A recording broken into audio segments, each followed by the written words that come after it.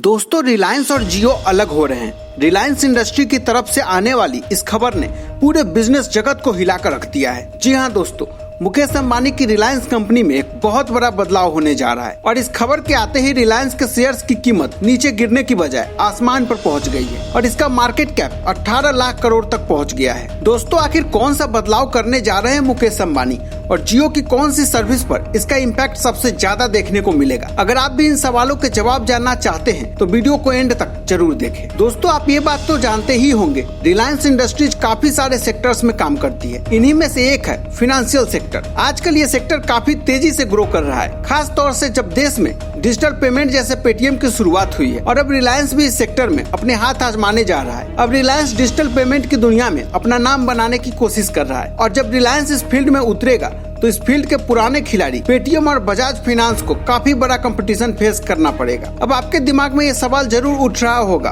कि आखिर रिलायंस करने क्या जा रहा है। दोस्तों जैसा कि हमने आपको बताया था कि रिलायंस की काफी सारी कंपनीज हैं, रिलायंस सोलर, रिलायंस रिटेल, जियो प्लेटफॉर्म और टेलीकम्युनिकेशन और बहुत सारी कंपनीज। उन्हीं कंपनीज में से एक है जियो फाइनेंशियल सर्विस लिमिटेड यानी JFSL लिमिटेड। ये कंपनी अभी रिलायंस ग्रुप का एक हिस्सा है, लेकिन रिलायंस इससे अलग करने वाला है, यानी अभी यहाँ एक बहुत बड़ा डीमर्जर होने वाला है। दोस्तों आपने कई बार मर्जर का नाम सुना होगा, जिसमें कई सारी कंपनियां एक साथ मिलकर काम करने के लिए तैयार हो जाती है। जैसा कि 2018 के अगस्त में वोडाफोन और आइडिया का मर्जर हुआ था और उनकी कंपनी का नाम भी हो गया था। लेकिन दोस्तों हम यहाँ बात कर रहे हैं डीमर्जर की, जो कि इसका अपोजिट प्रोसेस है। इसमें रिलायंस जियो फाइनेंस सर्विस लिमिटेड को अपने से अलग कर रहा है। JFSL के अंदर 6 और कंपनियां हैं, जिनके नाम है Reliance industrial investment and holdings RIIL, Reliance payment solution, Jio payment bank, Reliance retail finance, Jio information aggregator service limited और रिलायंस रिटेल इंश्योरेंस बुकिंग। और अगर अभी आपको समझ नहीं आया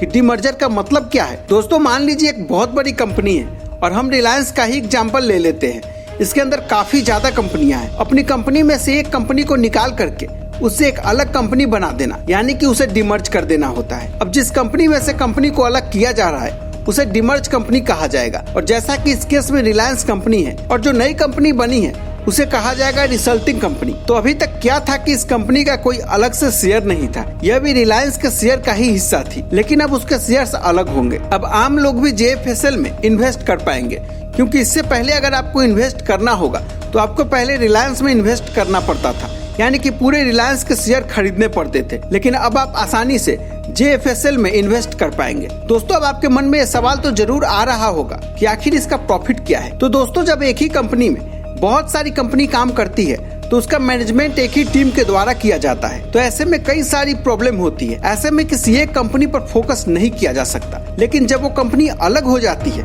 तो मैनेजमेंट और अकाउंटेबिलिटी भी अलग हो जाती है। इससे कंपनी की जो प्रॉब्लम है वो पता चल जाती है और उसे सॉल्व भी किया जा सकता है। इसके अलावा जो अलग फायदा है वो है मार्केट कैपिटलाइजेशन। दोस्तों जिसके पास भी रिलायंस के शेयर है वो JFSL के शेयर ले सकता है और इससे उनकी शेयर मार्केट में वैल्यू बढ़ जाएगी, यानी उनका मार्केट कैप बढ़ जाएगा। दोस्तों इनकी कीमत इतनी ज्यादा बढ़ जाएगी कि ये भारत की 5वीं फाइनेंशियल कंपनी बन जाएगी। दोस्तों आइए एक नजर पूरे मामले पर डालते हैं कि आखिर चल क्या रहा है। दोस्तों रिलायंस इंडस्ट्रीज ने 6 जुलाई को कहा कि उन्हें national company law tribunal NCLT के तरफ से अप्रूवल मिल चुका है और ये डीमर्जर बहुत जल्दी इफेक्ट में आ जाएगा। इस डीमर्जर के लिए 20 तारीख का दिन फाइनल किया गया है। रिलायंस कंपनी के शेयर होल्डर को मूल कंपनी के एक शेयर पर नई कंपनी का एक शेयर मिलेगा, यानी JFSL के शेयर फ्री मिल जाएगा। अब दोस्तों आपके दिमाग में ये चल रहा होगा कि भला रिलायंस अपने एम्प्लॉइज पर इतनी मेहरबान क्यों हो रहा है। तो दोस्तों असल में जब आपके पास किसी कंपनी का शेयर होता है तो उस कंपनी में आपका भी हिस्सा होता है। तो जब उस कंपनी का एक हिस्सा अलग हो रहा है तो आपको उसमें से भी एक हिस्सा मिलना चाहिए। तो इसलिए रिलायंस फ्री में JFSL के शेयर दे रहा है और ये शेयर मिलेंगे 20 जुलाई को। दोस्तों अब नई कंपनी को मैनेज करने के लिए एक नई टीम बनाई जा रही है। RSAI ने कहा कि